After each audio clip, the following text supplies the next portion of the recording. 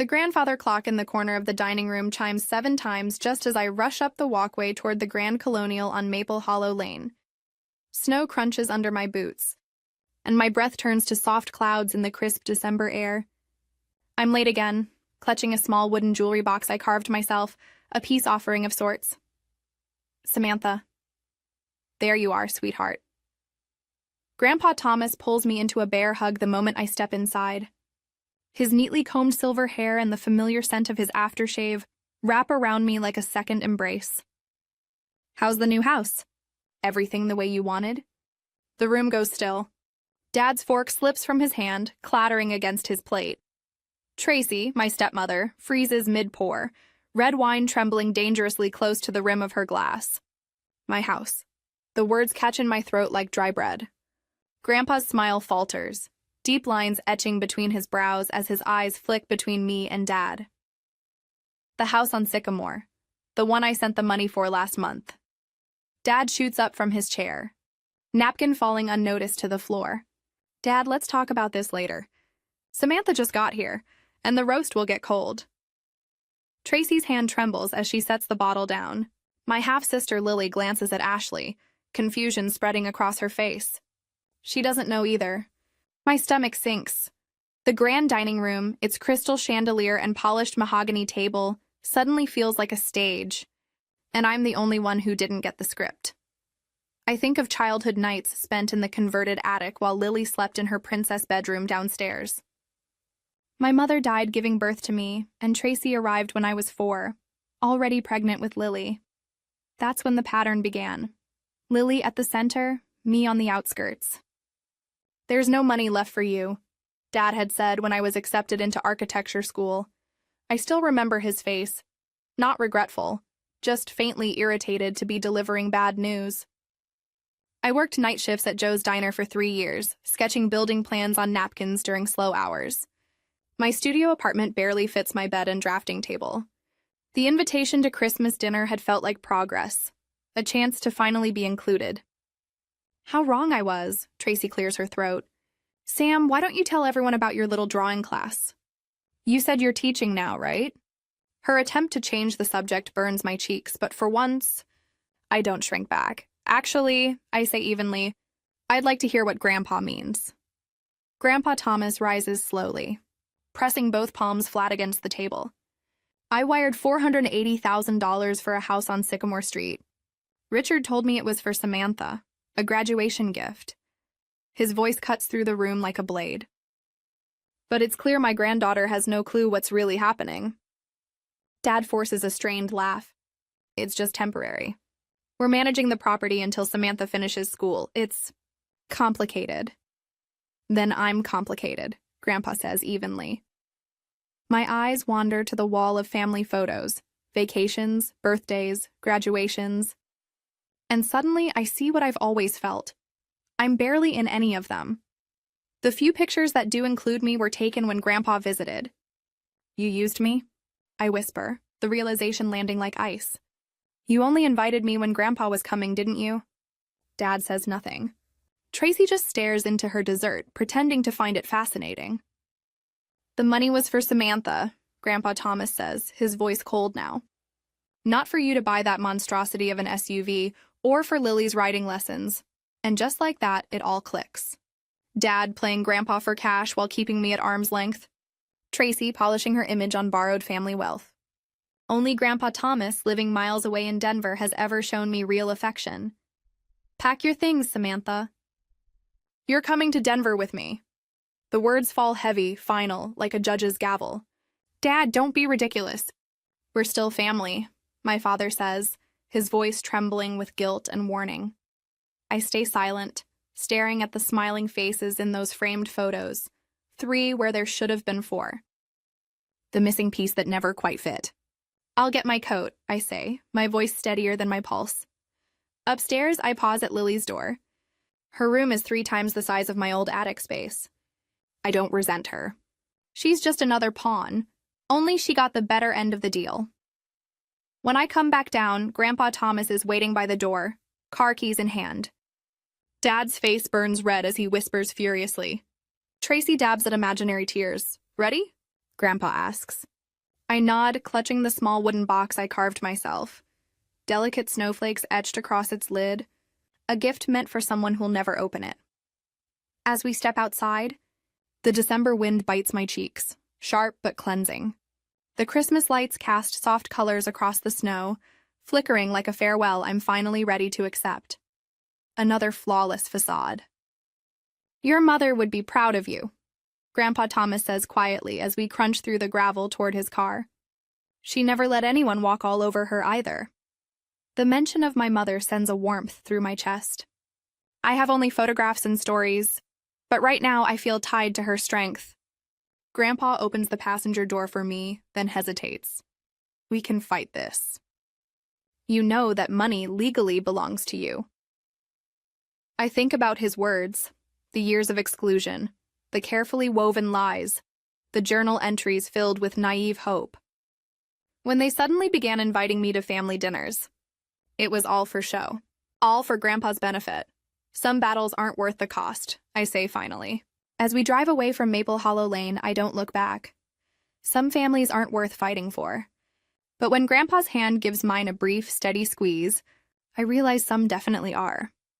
3 days later, after careful planning, the bank statements spread across Thomas's granite kitchen island tell a story more devastating than any novel I've ever read.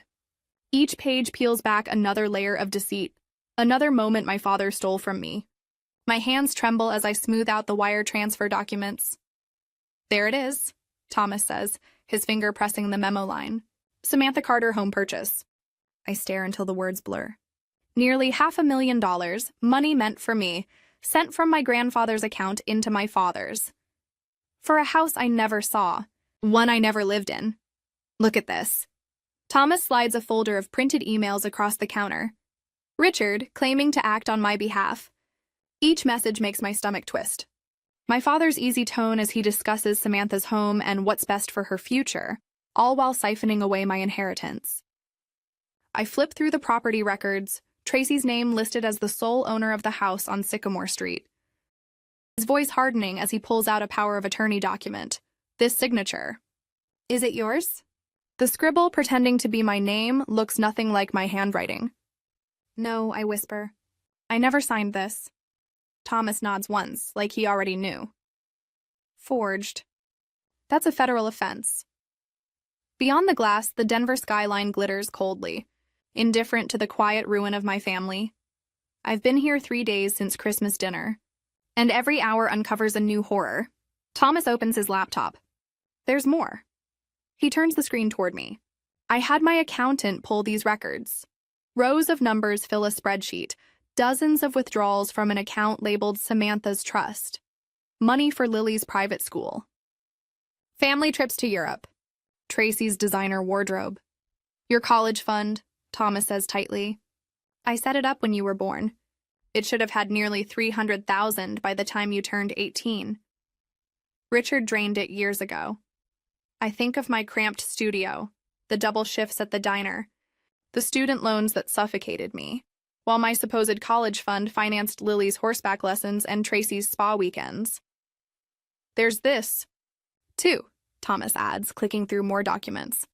Your mother's inheritance, it wasn't much, but she wanted you to have it. I never knew she left me anything. Her $42,000 gift had been redirected to remodel the main bathroom.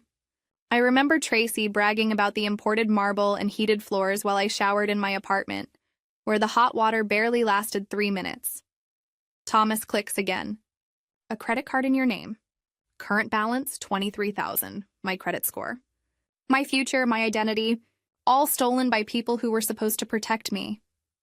He explains how the so-called gifts in my name mean I could owe taxes on money I never saw.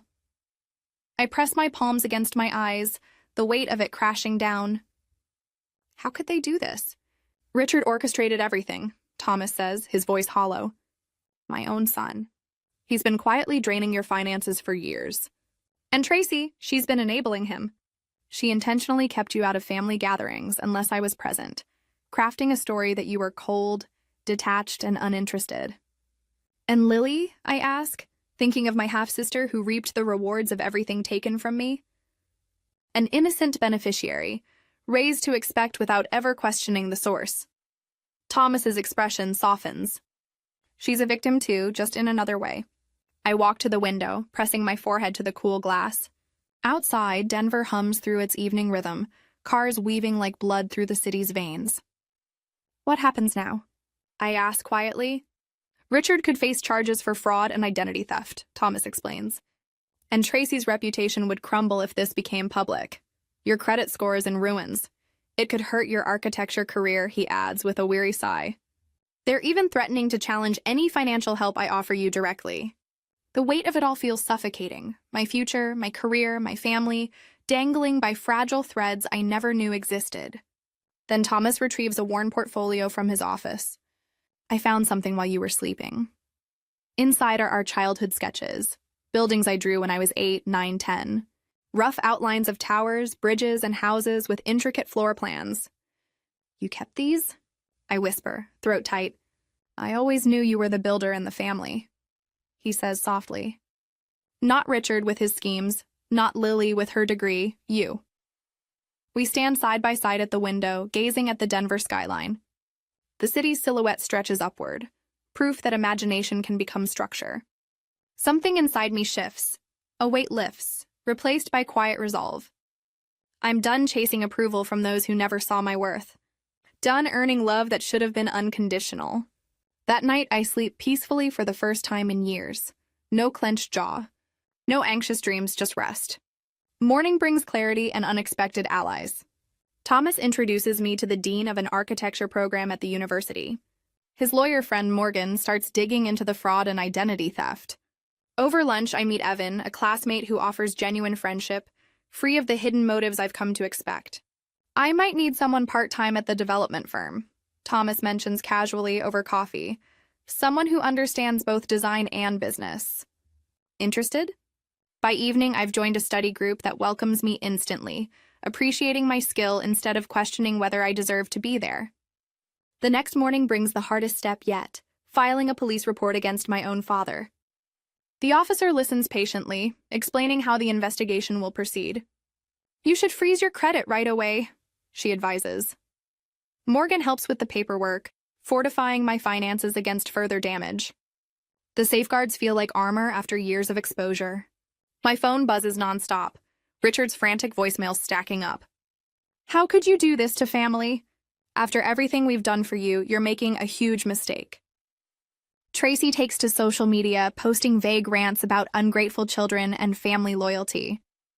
Her friends react with sympathy emojis, never realizing they're comforting someone who helped steal her own child's inheritance. One by one, I block the numbers. Richard, Tracy, even Lily, whose confused messages show she still doesn't grasp the truth. The silence that follows feels like the first clean breath after years of suffocating. That evening, Thomas finds me on the balcony.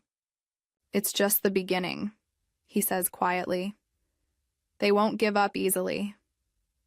I know, I reply, watching the Denver skyline shimmer under dusk. But neither will I. For the first time, I'm fighting for myself, not for their approval. The family I thought I had is gone, and though it hurts, I finally understand what Thomas meant about being the builder in the family. Some things must be torn down before something better can be built. The steady knocking at Thomas's development office door turns harsh, rattling the frosted glass panel. I glance up from my sketch as Evan places a steadying hand on my shoulder. I know she's in there. Richard's voice booms through the door. Samantha, this has gone far enough. My pencil snaps between my fingers. 2 weeks have passed since Christmas, and they still won't stop. Yesterday, my psychology professor pulled me aside after class, concern etched across her face. Your mother called about a family emergency, she said. Is everything all right? Tracy isn't my mother, and there was no emergency. Just another ploy to derail my life. Thomas rises, shoulders squared. Stay here, he tells me, before opening the door just enough to block Richard's view. This is a place of business, Thomas says, voice calm but firm. If you want to speak with my granddaughter, make an appointment. Don't lecture me about family, Richard snaps. Everyone's calling us, telling us to fix this. Even Aunt Marjorie thinks Samantha needs to make peace. Thomas doesn't waver. Peace requires honesty, Richard. Something you've never been too familiar with.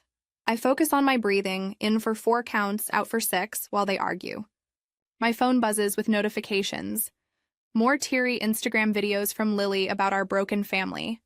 The comments overflow with sympathy for her, strangers condemning me without ever knowing the truth. Have you seen what they're posting about your development company? Richard's voice drops to a warning tone. Anonymous reviews, claims about substandard materials, delayed projects. It could ruin your reputation. Dad. My stomach twists. They're attacking Thomas now, because of me. When the door finally shuts, Thomas returns, face flushed but composed. Well, he says with a faint, ironic smile, that was invigorating. They're writing fake reviews about your business, I whisper, guilt flooding in like a wave. Because of me. Thomas waves a hand dismissively. Reviews don't build houses, Samantha. Quality does. He gestures toward the architectural model perched on the corner of his desk. A design that earned departmental recognition just last week. This is what matters. Speaking of which, the Wilsons called again. They specifically requested your input on their residential project. A flicker of pride cuts through my usual undercurrent of anxiety. Really? Really? And Professor Bennett mentioned an internship opportunity. Your talent's getting noticed. I run my fingers lightly over the model, a sustainable small home blending function and beauty. Every weekend hike with Evan has shaped this vision, grounding me while inspiring the organic flow of my designs. But Richard's voice still echoes in my mind. Your mother would be ashamed. 2 days later, I spot him waiting in the middle of the campus walkway, arms crossed. Students slow, sensing the tension. My heart pounds, but I keep walking. 23 years I raised you, he says, blocking my path. And this is how you repay us? By turning Thomas against me? I didn't turn anyone against you, I reply, surprised by the calm in my voice. Your actions did that. His expression hardens. Your mother would be ashamed of what you're doing to this family. Something shifts inside me. Not anger, but clarity. She'd be ashamed? I was invisible for 23 years. The truth lingers between us like smoke. Students begin gathering, forming a quiet semicircle around me. You okay, Sam? Melissa from my study group asks. Others murmur in agreement. Richard's eyes flick nervously at the crowd. This is a private family matter. Then why confront me in public? I counter just as campus security approaches. He steps back, finger trembling as he points at me. This isn't over, but it's over now, in ways he doesn't yet realize. Later that evening, Thomas calls with news. I've terminated Richard's partnership extension, he says evenly. The paperwork is done. What does that mean? I ask, curled up on my new apartment sofa, a housewarming gift from Thomas. It means your father no longer has a role at my company. Morgan, the cease and desist letters have been served to both Richard and Tracy. Every harassment incident has been documented, thanks to Evan's meticulous record-keeping. From the kitchen where he's making dinner, Evan gives a small, knowing smile. My study group has built a quiet wall of protection at university events, ensuring I'm never cornered when Richard or Tracy appear. Samantha, Thomas says gently, you were never the problem. When the power shifts, it happens fast and without mercy. Richard's position gone, Tracy forced to find work for the first time in years. And Lily, unprepared for independence, drops out of college when the tuition money stops. Their world of privilege collapses as reality catches up. Meanwhile, I keep my eyes forward. My architectural sketches fill new portfolios. My journal entries trace healing, not hurt. Thomas installs security cameras at his home. Just precautions, he assures me when I raise an eyebrow. The morning sun warms our faces as Evan and I hike our favorite trail. The movement feels good. Cleansing, almost sacred. We reach the summit by noon. Beautiful, Evan says, though his eyes are on me, not the view. Something fractures inside my chest. Tears rush out, years of rejection and grief breaking loose at last. I still sometimes wish they had loved me, I whisper, voice trembling. How pathetic is that? Evan doesn't offer false comfort. They don't know how to love anyone, he says quietly. Not even themselves. We sit together in silence, watching the sun pour gold over the valley below. A new light, a new perspective. Both earned. Back in Denver, Thomas and Morgan are laying the groundwork for lasting resolution. A quitclaim deed for the Maple Hollow Lane house is underway. Thomas updates his will, ensuring my inheritance is protected. My university portfolio shows real progress. Professors and local firms alike take notice. The sustainable home concept carries weight. During my review, my professor remarks, "Your technical skills have improved remarkably. I'm forming connections without fear of being dismissed. Friendships that feel authentic, not transactional." When Tracy calls, her voice lacks its usual superiority. "We're about to lose everything," she admits, panic bleeding through. Richard's drinking again. Lily won't get out of bed. "We need your help with Thomas. The old Samantha might have caved, desperate to belong. The new one doesn't." "You only remembered I was family when Grandpa was watching," I say evenly. Later that evening, a notification pings, confirmation that the quitclaim deed has been delivered to Richard. I turn back to my sketch, adding the final details to a new project, one that will use the proceeds from the house sale to build something lasting and purposeful. Thomas glances over my shoulder, pride softening his usually firm expression.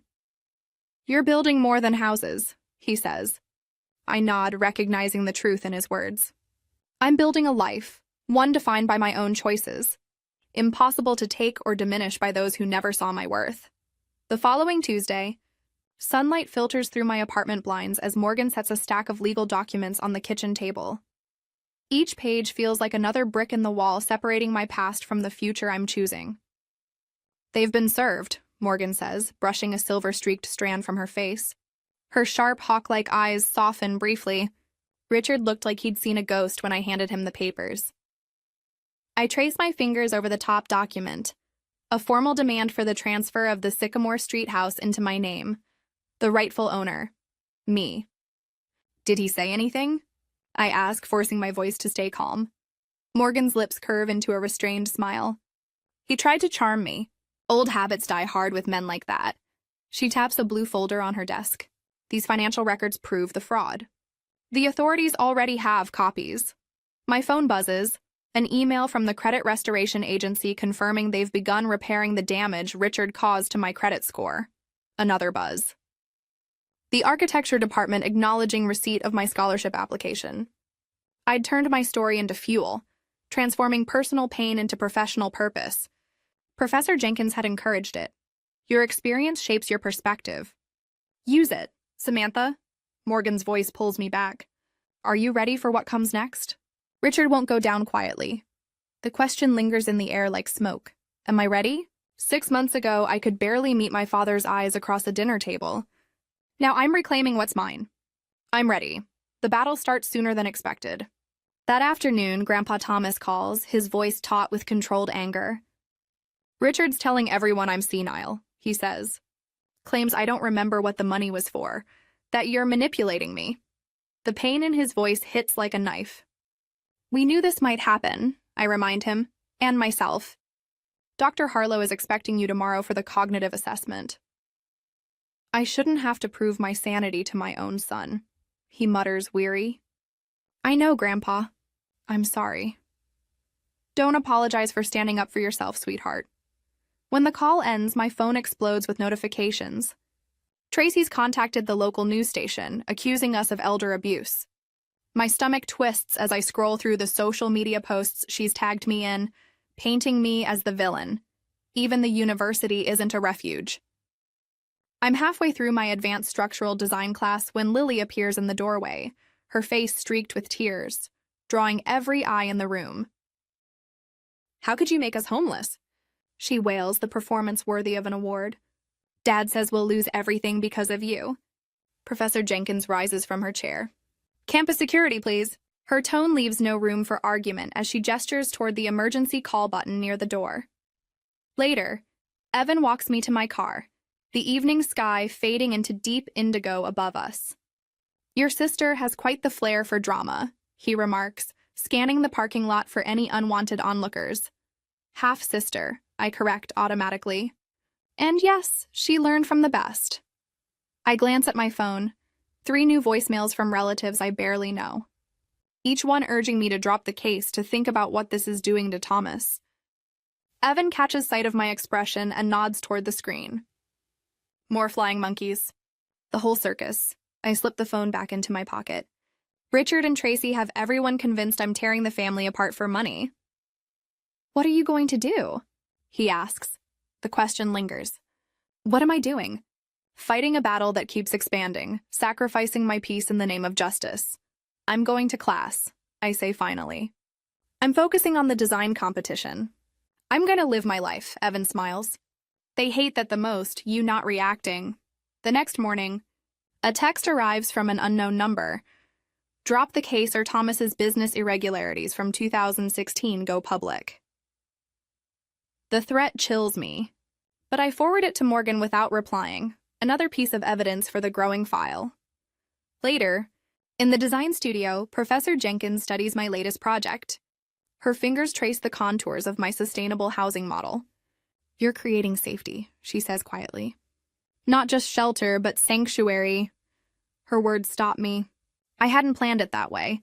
Yet as I look over the design, the protective courtyards, the transparent walls that still offer privacy, the multiple exits, I see the truth in what she means. My architecture reflects my journey, I admit softly. She nods thoughtful. Healthy boundaries aren't walls, they're foundations. Your design shows that perfectly. Later, Evan leans over my shoulder as I refine the concept. You don't design to impress, but to protect, he says. That's rare. I add more open spaces, more transparency. Light pours through the structure like truth breaking through darkness. That evening, Morgan calls. Richard's accusations triggered a full financial investigation. Into him, she says, satisfaction clear in her tone. His attempt to discredit Thomas backfired spectacularly. The tables turned fast after that. Tracy's social media crusade draws backlash as her friends start questioning her narrative. Lily's university standing is revoked after her repeated harassment incidents. Their desperate attempt to access Thomas's medical records is caught by hospital security. When Richard and Tracy try to rally the extended family against us, their so-called united front collapses. Relatives begin seeing through the manipulation. Local business leaders issue statements of support for Thomas. The university dean publicly praises my architectural designs during a department showcase. Tracy's friends quietly back away, uneasy with her increasingly erratic posts. Professional associations reject Richard's membership renewals as rumors of fraud spread. They're falling apart. Evan observes as we watch Richard and Tracy argue at a community fundraiser, their masks slipping, the ugliness beneath finally exposed. Look at them. They can't even pretend anymore. Thomas's business partners release a formal statement of support. Evan organizes a student petition against harassment on campus. Morgan files a successful restraining order against both Richard and Tracy. My department features my work, and several developers in Denver offer mentorship opportunities. The final blow lands when Richard faces possible fraud charges, not only for misusing Thomas's money, but for siphoning funds from other investors as well. Tracy's polished image crumbles, and Lily, forced to find a part-time job for the first time in her life, floods social media with angry posts about her toxic parents, who lied to everyone. The foreclosure notice lands at the luxury home on Maple Hollow Lane the same day I learn my design has been chosen for a sustainable housing initiative. That evening, the cemetery feels like poetry. Grandpa Thomas and I sit on his porch, watching the sunset turn the Denver skyline to gold. He lifts his coffee mug in a quiet toast. To foundations, he says, not facades. I clink my mug against his. To the truth beneath us. My architectural models catch the last of the light, structures built not to impress, but to endure. Like me. On Monday, my phone buzzes with Tracy's number for the 4th time. I let it ring out again, the notification glowing while I sketch facade revisions for my university competition entry. The timestamp reads 7:48 p.m. Samantha, it's Tracy. Your father's in the hospital. The doctors think it might be his heart. He might not make it. Please call me back. Even after everything, he's still your father. I set my pencil down, noticing the tremor in my hand. The doctor never said that. Morgan confirmed Richard was admitted for stress-induced exhaustion after the settlement papers arrived yesterday. Classic manipulation. A knock at the door pulls me from my thoughts. Through the peephole, I see Lily standing there, eyes rimmed red, clutching her designer purse like a life raft. "What are you doing here?" I ask through the gap in the chain. "Sam, please," she whispers, voice cracking. "Dad's in the hospital. Don't you care at all?" The manipulation runs deep, right down to the youngest branch of the family tree. I open the door but don't move aside.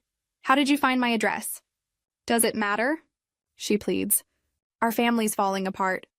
There's an email thread. Everyone's talking about Christian forgiveness. Even Pastor Williams called asking if you'll visit Dad." I almost laugh. Pastor Williams, the same one from the church Dad donated that new wing to last year. The one we only went to when Grandpa was in town. "You're being cruel," Lily says, her tone sharpening, every word rehearsed. "Dad might die thinking you hate him." "I don't hate him, Lily. I just finally see him for who he is." The tension tightens in my chest, that familiar ache returning. I've been getting these spells ever since the confrontation at Christmas. Thomas noticed one yesterday, his brow creasing with worry as I pressed a hand against my sternum. Lily leaves eventually, but the barrage doesn't stop. The next morning, while I'm revising my competition drawings, Richard's lawyer calls. "Miss Carter, I'm Lawrence Myers representing your father. I have a settlement offer that could make this whole unfortunate situation go away." His voice has that polished ease of a man who's made a career out of cleaning up for the wealthy. "I already have, Mr. Myers, thank you." I hang up and silence my phone when it immediately rings again. Later, the apartment buzzer sounds. Pastor Williams stands at the entrance, Bible in hand, preaching about prodigal children and Christian forgiveness. I decline his counsel as politely as I can. The next day, Tracy calls. "We're contesting Thomas's will. You've poisoned him against his own son, his own flesh and blood." Morgan reassures me they have no legal footing, but the constant noise, the accusations, the guilt trips starts to blur everything. I miss 2 days of classes. My competition deadline looms while family chaos swirls around me. Even Evan's parents have begun to ask questions about his involvement in our troubled family situation. Old doubts creep in like ghosts. Am I overreacting? Should I just forgive and forget to make the noise stop? Then Thomas has a minor heart episode. The doctor calls it stress-induced angina. Nothing critical, but enough to shake me. I sit by his hospital bed, watching his weathered face at rest, and see the toll Richard's betrayal has taken on the man who never gave up on either of us. "I'm dropping the lawsuit," I whisper, fingers entwined with his. "It's not worth risking your health." Thomas's eyes flicker open, steady and fierce. "Don't you dare. We finish what we started." His determination anchors me. That night, I return to my drafting table with renewed resolve, working until dawn stretches across the city skyline. 2 days later, it happens. The notarized quitclaim deed arrives by courier as Thomas and I share breakfast. My hands tremble as I read the document, confirming Morgan's promise. The house on Maple Hollow Lane, officially mine. "We did it," I whisper, barely believing it. Thomas exhales, the tension easing from his shoulders. Morgan follows through that afternoon, arriving with a thick folder. He spreads out documents across Thomas's dining table, explaining the leverage that finally brought Richard to his knees. "I presented him with the full timeline of financial misconduct," Morgan says, his meticulous color-coded tabs neatly arranged. "It would have been enough for criminal charges, but we held that as our bargaining chip. The property transfer represents partial restitution." He points to a page stamped with the university's letterhead.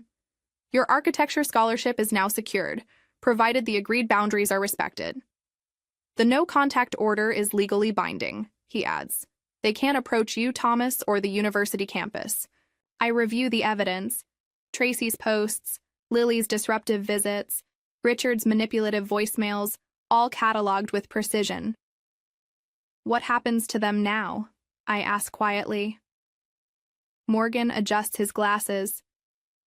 Richard's been suspended from his professional organizations pending an ethics investigation. Tracy's social circle is collapsing as the truth spreads. The community stands with you both, he assures. That evening, the university calls. My design has won the competition. Thomas recovers enough to attend the ceremony, pride shining in his eyes as I accept the award that marks the start of my career. The next day, I list the Maple Hollow Lane house with a reputable realtor, Thomas's recommendation. The proceeds are already earmarked, part for my education, part for the sustainable housing project that will define my senior thesis. Are you offering any support to Richard's family? The realtor asks carefully. No, I reply, steady, not unkind. News drifts in through mutual acquaintances. Richard and Tracy are separating amid their financial ruin. Their once luxurious life has completely collapsed. Lily's moved in with a friend and taken a retail job. Meanwhile, I keep my focus forward, on my work, not their chaos. Thomas now introduces me as his protege at industry gatherings, his pride unmistakable. 3 weeks later, the realtor calls again. The house sold for $520,000, she says, $40,000 more than Richard paid. As I hang up, I notice a voicemail notification. Lily's number. Sam? It's me. I just wanted to say I get it now. I'm sorry. Really sorry. Her voice is quieter this time, emptied of entitlement. I'm working at the mall. It's actually okay. I don't call back right away. But I save the message. Thomas soon mentions retirement, suggesting I might take on a larger role in his consulting firm. The seed money for my architecture career now secure, the future stretches wide before me. Over dinner, the question lingers between us. What does family mean now? Neither of us has the answer yet. But for the first time, we have the freedom to find it together. I glance at Thomas across the table. I'm thinking of calling Lily back, I say. He nods, understanding in his eyes. Family is what we choose to build. I place my hand over his, feeling the quiet strength in his weathered fingers. I choose this. 2 years later, morning light spills across my apartment, golden and warm. From here, I can see the Denver mountains rising against a clear sky, a daily reminder of perspective. I run my finger over the sustainable housing blueprint spread before me, pride swelling in my chest. 3 months into my internship at Westfield, architectural solutions, and my designs are already gaining attention. Then my phone buzzes. Evan's name flashes across my screen, and unlike 6 months ago, there's no trace of anxiety tightening my chest. Only warmth. Still on for dinner tonight? He asks when I answer. Absolutely, I say. Thomas is bringing that wine he's been raving about. And I finally perfected my grandmother's lasagna recipe. After we hang up, I return to my latest design, a community housing project built around local materials and solar integration. Yesterday, the firm's sustainability director called it inspired. 2 years ago, I would have searched for the hidden criticism in that word. Now, I simply accept it as truth. That evening, my apartment hums with laughter and conversation. Thomas sits at the head of my dining table, his silver hair catching the candlelight as he debates architectural theory with my study group. Evan moves easily around the kitchen, our rhythm natural and unspoken. No pushing, no expectations, just quiet partnership. So, Samantha, my classmate Jordan asks between bites of lasagna, what's your family background? You never really talk about where you grew up. The question lingers in the air. Once, it would have filled me with dread and forced smiles. Now, I simply smile for real. I'm building my family now, I say, gesturing to the table. Some family you're born into, some you create along the way. Thomas catches my eye, his proud smile saying what words never could. The proceeds from selling what should have been my family's house, the one my father and Tracy claimed for themselves, helped fund this new beginning. Thomas's mentorship did the rest. Connections, guidance, and unwavering belief. After dinner, while everyone helps with the dishes, I step out onto my small balcony. The city lights shimmer below like earthbound stars. Inside, my journal waits open on the desk, holding the words I wrote this morning. I don't need to earn belonging anymore. 7 simple words that took 23 years to understand. Emily, a first-year architecture student, joins me outside, her eyes rimmed with tears. My parents think I'm wasting my potential, she admits, her voice barely rising above the cool night breeze. They wanted me to study medicine, not architecture. Sometimes I feel so alone. 2 years ago, I would have taken on her pain as my own, tried to fix it, to fix her. Now I just listen, share the resources that once helped me, and keep the boundaries that protect my peace. You can love someone without losing yourself, I tell her gently. Sometimes the kindest thing you can do is stand firm. Back inside, my phone screen glows with a new message. Lily, can we talk sometime? I miss you. I read it twice. The old Samantha would have replied instantly, clinging to any thread of connection. But the woman I am now types instead. When you're ready to build something real, I'll be here. The mountains outside my window remind me daily of perspective, how distance lets you see things clearly. On my wall hangs a framed feature from Sustainable Architecture Quarterly, showcasing my latest design. The housing project breaks ground next month. Beside it is my newly earned degree, and I still remember Thomas's proud smile as I crossed the stage. Later, after everyone leaves except Thomas and Evan, we talk about forming a partnership. My sketchbook lies open on the coffee table, early designs for my own home unfolding across the pages. You've come a long way, Thomas says, eyes soft with pride. I smile, thinking of what I wrote in my journal this morning. Family isn't just who you're born to, it's who helps you build your life. For the first time, I truly feel seen. Subscribe.